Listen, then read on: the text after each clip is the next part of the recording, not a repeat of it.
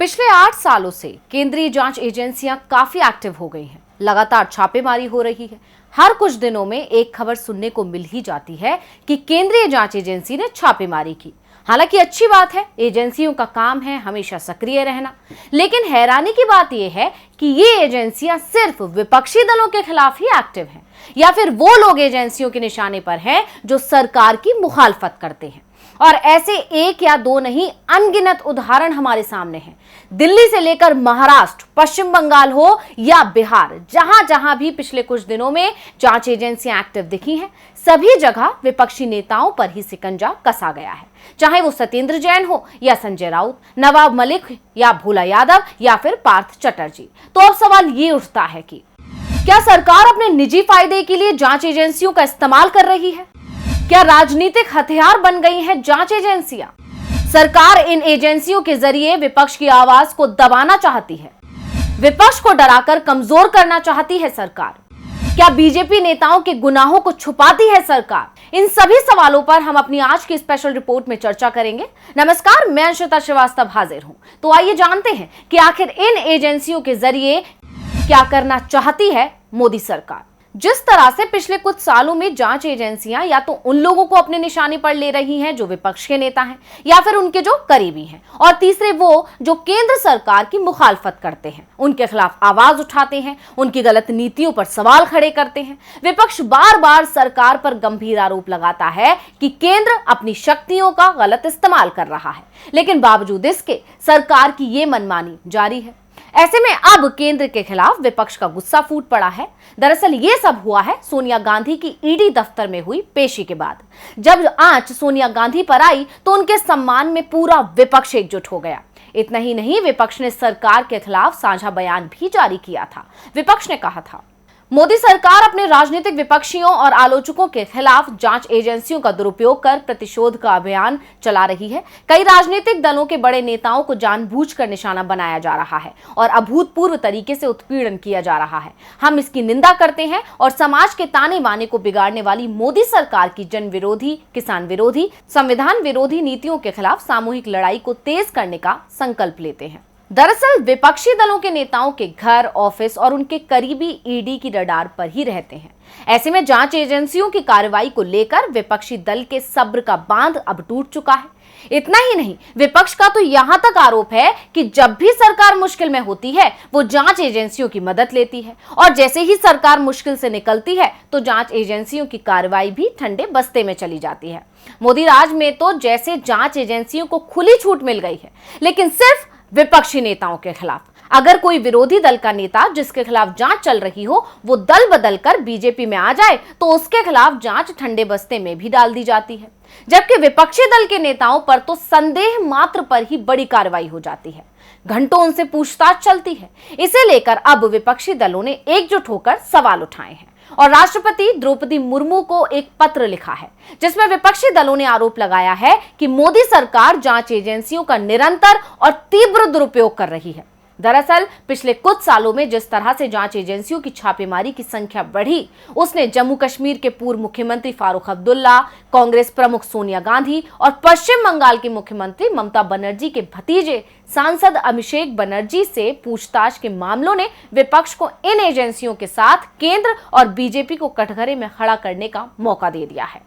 विपक्षी दलों का सवाल है कि क्या ये महज संयोग है कि इन केंद्रीय एजेंसियों की सबसे ज्यादा सक्रियता उन मामलों में ही देखने को मिल रही है जिसमें गैर बीजेपी दलों के नेता या मंत्री शामिल हैं?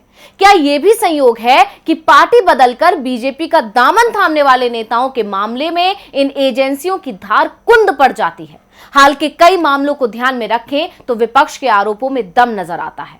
तो फिर विपक्ष इन एजेंसियों के खिलाफ अदालत की शरण में क्यों नहीं जाता, ये भी बड़ा सवाल है। बंगाल में सत्तारूढ़ तृणमूल कांग्रेस के एक नेता ने कहा, जांच एजेंसियों को विपक्ष के खिलाफ हथियार बनाने की केंद्र व बीजेपी की मंशा किसी से छिपी नहीं है, लेकिन इस मामले में अदालतें भी कुछ काम नहीं कर सकती, इसलिए उनकी शरण में जाना समय की बर्बादी है। इसका मुकाबला राजनीतिक तौर पर ही किया जा सकता है। अब जरा उन लोगों के नाम पर नजर डाल लेते हैं जो एजेंसियों के रडार पर हैं। केंद्रीय एजेंसियों के रडार पर रहे नेताओं की सूची काफी लंबी है। फारूक अब्दुल्ला से मनी लॉन्ड्रिंग मामले में पूछताछ के बाद उनके खिलाफ चार्जशीट दायर की गई है। नेशनल हेराल्ड मामले में सोनिया गांधी और राहुल गांधी से लंबी पूछताछ हो चुकी है। इसके खिलाफ बीते सप्ताह कांग्रेस और साझा विपक्ष ने बयान जारी कर केंद्रीय एजेंसियों के दुरुपयोग का आरोप लगाया था। पूछताछ के दौरान कांग्रेस ने देश भर में विरोध प्रदर्शन भी किया था।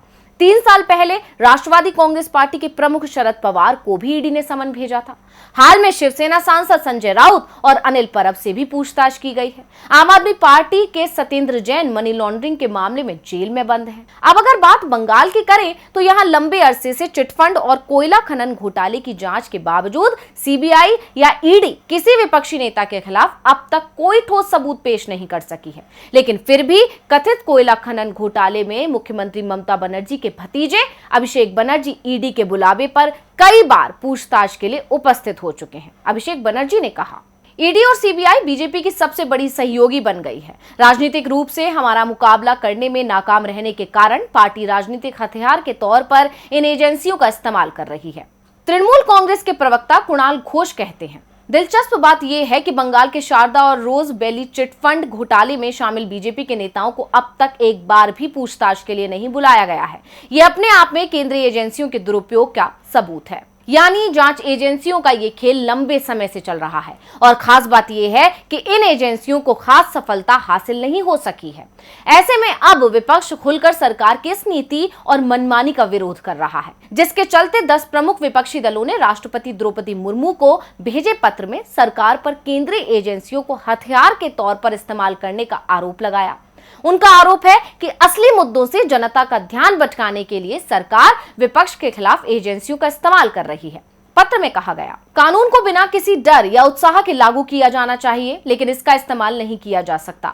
मौजूदा समय में मनमाने ढंग से चुनिंदा और बिना किसी औचित्य के कई विपक्षी दलों के प्रमुख नेताओं के खिलाफ इसका इस्तेमाल किया जा रहा है। इस अभियान का एकमात्र उद्देश्य प्रतिष्ठा को नष्ट करना और भाजपा से वैचारिक व राजनीतिक रूप से लड़ने वाली ताकतों को कमजोर करना है। यह हमारे देश के लोगों का ध्यान आवश्यक वस्तुओं की कीमतों में वृद्धि, बढ़ती बेरोजगारी और आजीविका के नुकसान और जीवन स्वतंत्रता और संपत्ति की बढ़ती असुरक्षा की उनकी सबसे जरूरी दैनिक चिंताओं से ध्यान हटाने के लिए भी किया जा रहा है। इस साझा पत्र पर दस्तखत करने वालों में आरजेडी, शिवसेना, डीएमके, एमडीएमके, टीआरएस, नेशनल कॉन्फ्रेंस, सीपीआई, सीपीएम, आरएसपी समेत कई विपक्षी दलों के नेता शामिल हैं।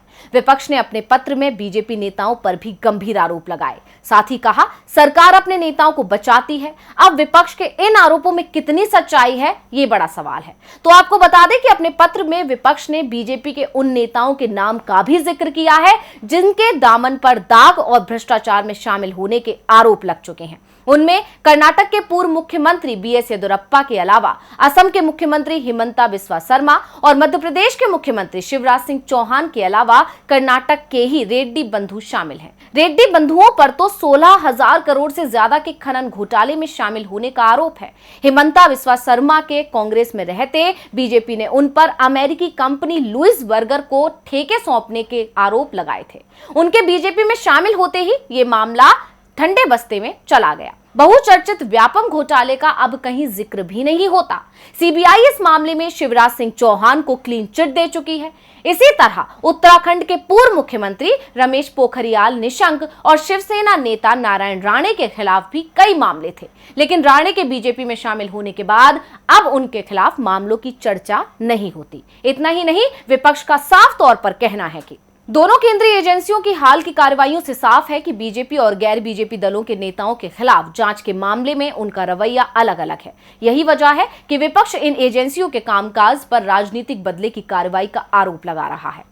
हालांकि खुद को फंसता देख बीजेपी अपनी सफाई में लग गई और इन सभी आरोपों को खारिज कर रही है। पश्चिम बंगाल विधानसभा में विपक्ष के नेता शुभेंदु अधिकारी इन आरोपों को निराधार बताते हुए कहते हैं कि कानून अपना काम करेगा, वो किसी राजनीतिक रंग को नहीं देखता। जो दोषी है वो किसी भी दल में हो, उसके खिलाफ कार्रवाई तय है।